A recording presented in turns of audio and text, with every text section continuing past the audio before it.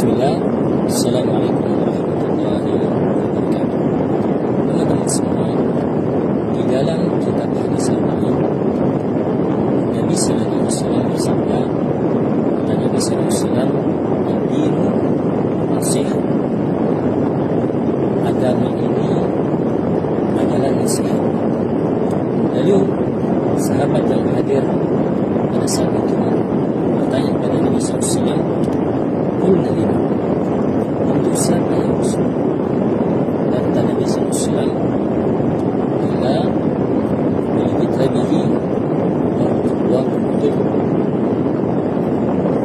lillah wa li kitabihi wa li rasulih wa li ummatil muslimin wa ummatihi." Dan Nabi sallallahu alaihi wasallam, nasihat agama ini adalah untuk kitabnya, untuk rasulnya, untuk pemimpin kaum muslimin dan para muslimin yang lain. Lalu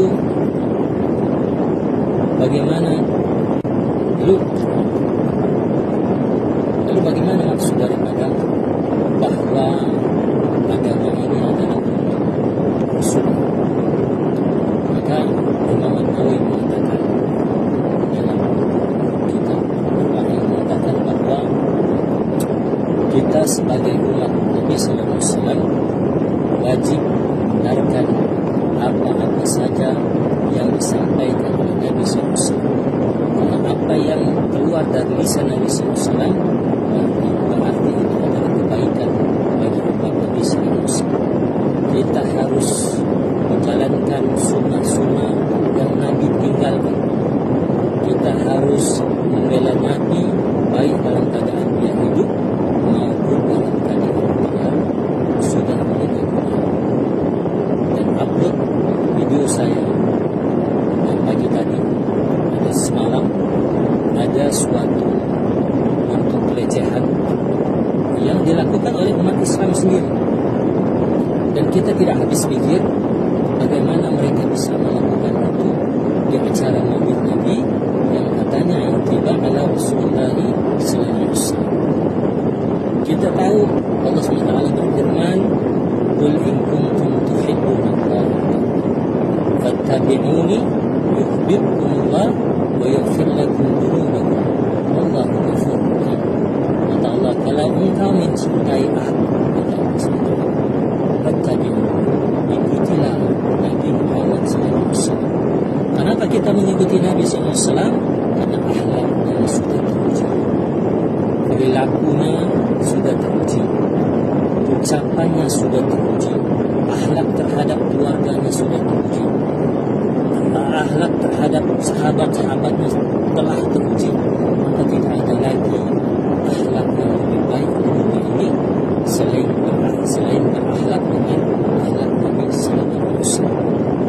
Lalu di acara tersebut muncullah wanita-wanita dengan pakaian yang menampilkan aurat, menampilkan tarian erotis yang tidak pantas sama sekali dengan acara yang diselenggarakan oleh panitia tersebut.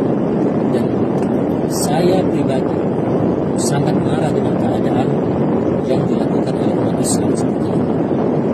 Apa tidak ada yang di sana itu yang memberitahukan mana yang ma'ruf, mana yang mungkar? Itu yang menjadi pertanyaan kita semua. Dan ini setiap tahun berulang. Setiap tahun berulang di acara Maulid Nabi sallallahu alaihi wasallam selalu ada wanita-wanita yang joget-joget di panggung. Dan kebanyakan di Jawa ini, terus terang aja bahwa kebanyakan acara-acara sholawat dengan joget-joget ini kebanyakan diadakan di Jawa. Dan kalian teman-teman bisa cek semua bagaimana video-video mereka joget-joget sholawatan dengan melenggak-lenggokkan anggota tubuh mereka yang menimbulkan hasrat birahi bagi siapa yang melihat. Inilah yang kita sesalkan, umat Islam ini terlahir dalam keadaan asing dari Nabi SAW. Dan hidup dalam ketaatan. Bagaimana Nabi mengenalkan Islam kepada kafir Quraisy di Mekah, ya, dihina, dilempar, diejek, kemudian ditaburi pecahan-pecahan tulang unta, kotoran unta. Kemudian kata Nabi SAW, untunglah kemudian orang-orang yang terasing itu. Siapa yang terasing itu? Yang orang Islam. Ketika Islam baru diperkenalkan pertama kali di Mekah dan Madinah. Lalu kenapa kita sekarang Islam sudah berkembang dan masuk dan banyak penduduknya, tetapi kita nihil akhlak, nihil tauhid, nihil perilaku. Kita tidak mencerminkan apa-apa yang menjadi peninggalan Nabi sallallahu alaihi wasallam, baik dalam lisan kita, perilaku kita, dan akhlak kita yang Nabi tinggalkan untuk kita semua. Maka mudah-mudahan